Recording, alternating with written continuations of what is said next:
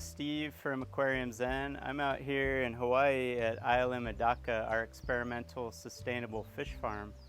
Today I'm going to show you how I set up a basic 5-unit aquaculture raising system, 5 27-gallon black plastic tubs, cinder blocks, some basic lumber.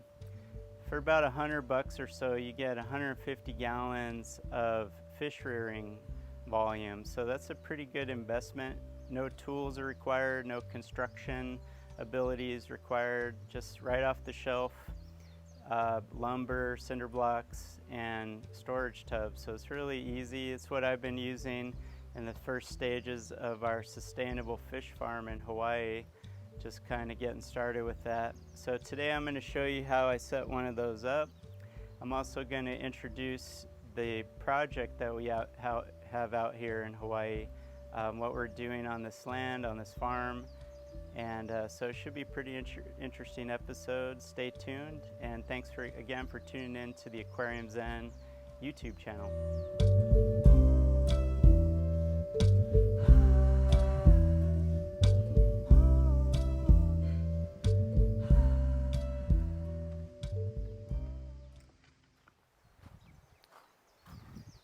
It's been my dream for many years to take my interest in the aquarium hobby in the aquaculture field outdoors in a natural setting, just kind of work with the local flow of nature, using natural sunlight, taking everything outdoors, no like artificial life support systems whatsoever. And so that's what we're doing out here. It's kind of realizing a dream for me, and also trying to see if we could create a successful model for a sustainable fish hatchery. So growing fish that are very commonly sold in the aquarium hobby, especially at Aquarium Zen, things like guppies, starting to dabble with the Japanese rice fish. That's a new hobby that's just about ready to explode in the United States, in my opinion. It's just kind of unknown at the moment. So we're going to be primarily working with those two fish to start out. An aquarium staple, the guppy, be creating some high-end strains of those, and experimenting with the Japanese rice fish, the Medaka, just to get started. So the idea is to use as minimal inputs as possible. I hope to start collecting rainwater. The one electrical device I do use is a centralized air pump. I'm on solar here, so that's pretty environmentally friendly option. And yeah, it's really just kind of experimenting with this environment, see what this environment can offer, take my skills in aquaculture and the aquarium industry, been working in this industry for over 40 years now, and just see if we could apply it in this kind of cool natural context, and see if you guys are interested in following along with the ride, creating YouTube content as I progress. So kind of going from the ground up with this whole project, and you guys get to follow along.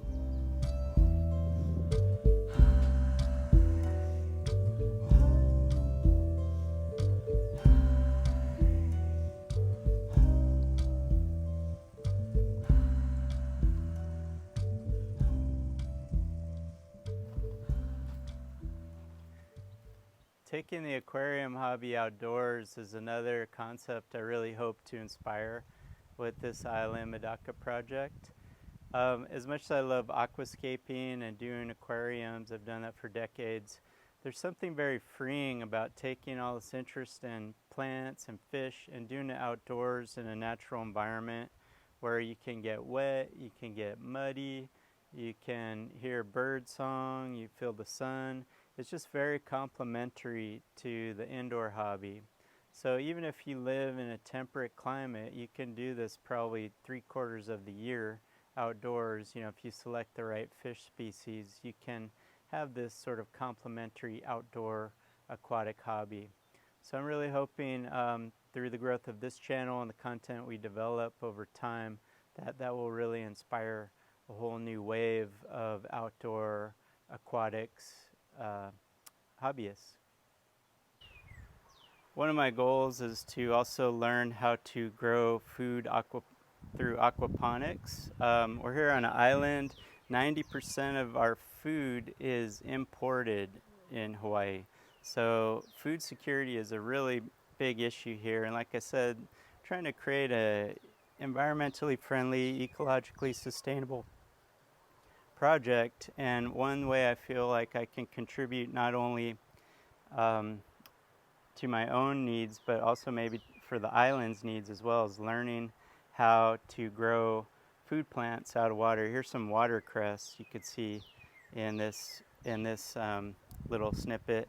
I'm also noticing a caterpillar that's munched a bunch of the watercress down here. I don't know if you could see it, but that's been an issue with gardening here, is the bugs. So that's something to contend with. When it comes to growing food plants, I find the bugs or the insects can be really destructive. So that's something that's going to definitely be a challenge of this project when it comes to the aquaponics side of things. But I'm just getting started with that. Again, you guys get to follow along on this whole journey as I go from A to Z.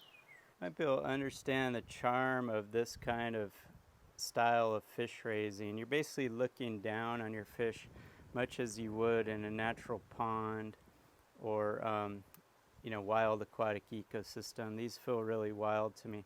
So that's a really fun way to view your aquarium buddies, and it just feels very natural, wild. Again, of course, everything out here is outdoors, so we're working with the sunlight, the wind, the bird song.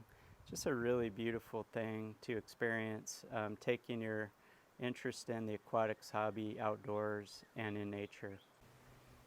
I hope to learn more and develop skills in container pond gardening, just creating these little container ponds for fish and plants in terracotta pots. It's something I've always wanted to dabble in. It's a totally new art form for me, so I'm hoping you guys can follow along as my skills develop as we create a lot of these container ponds here on the land.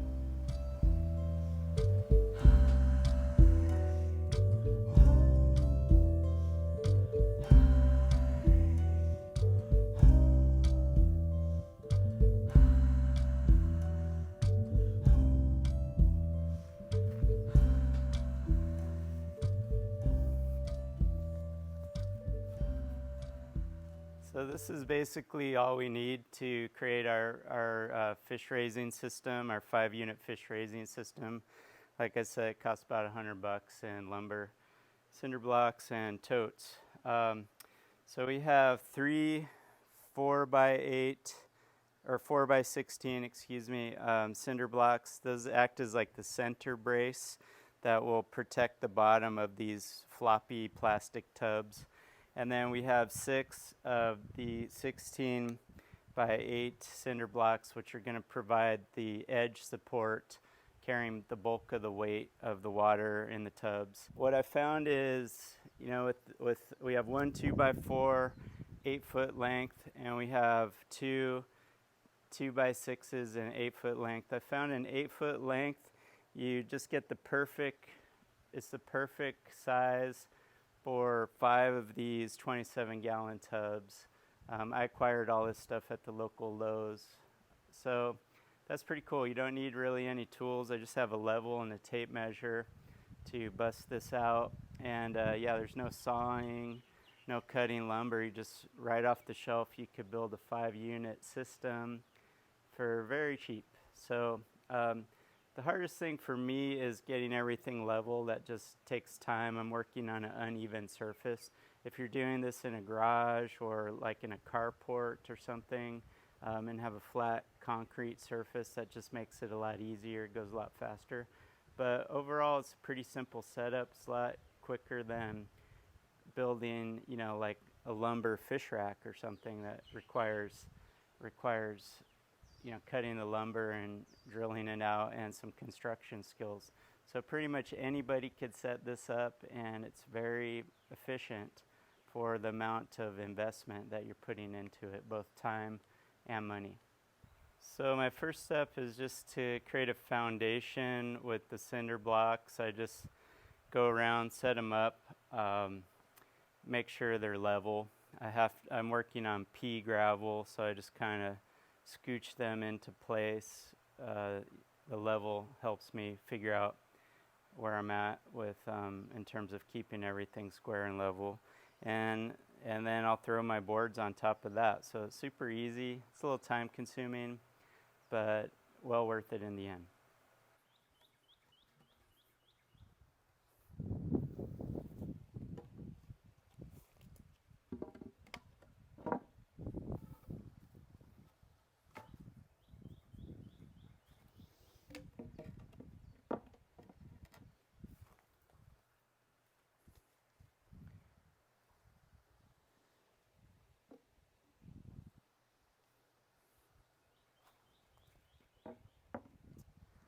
So I find it helps to take your board and once you kind of get the cinder blocks in a rough place, kind of the rough positioning, take your board and kind of see where you're at with the whole arrangement before you do the fine tuning with trying to level things and position things.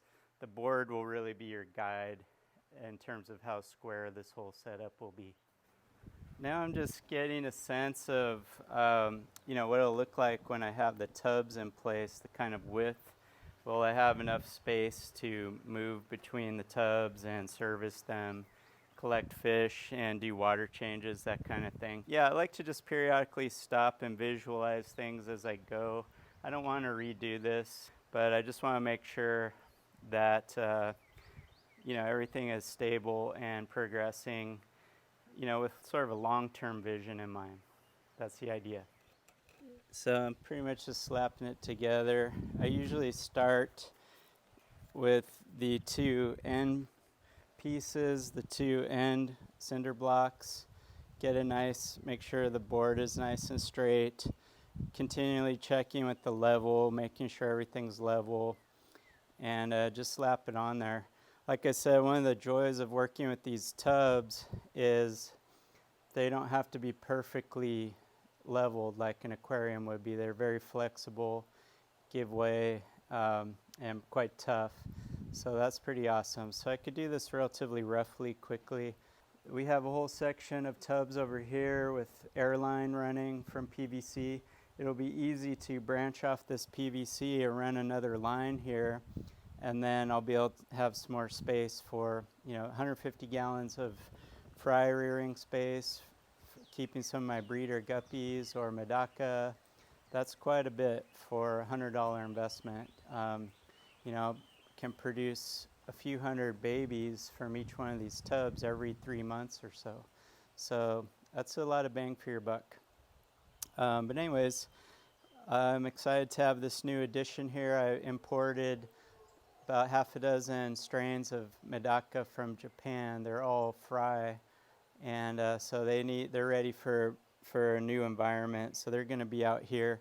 This zone stays sunny from sunrise until about 1 o'clock in the afternoon. So it catches a lot of light, but doesn't get that real harsh afternoon light.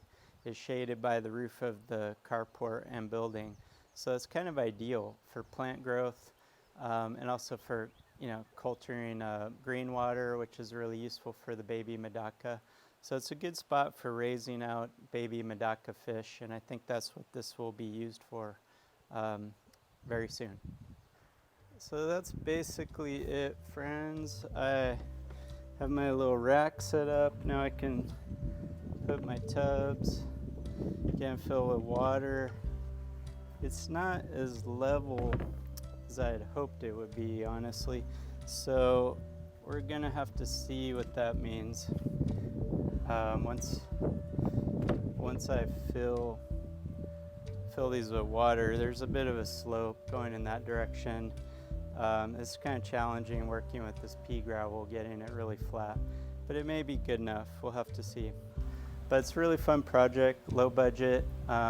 Again, something you could set up outdoors temporarily just for the summer season if you like, or keep it going year round. The medaka fish, goldfish, they can handle very low temperatures.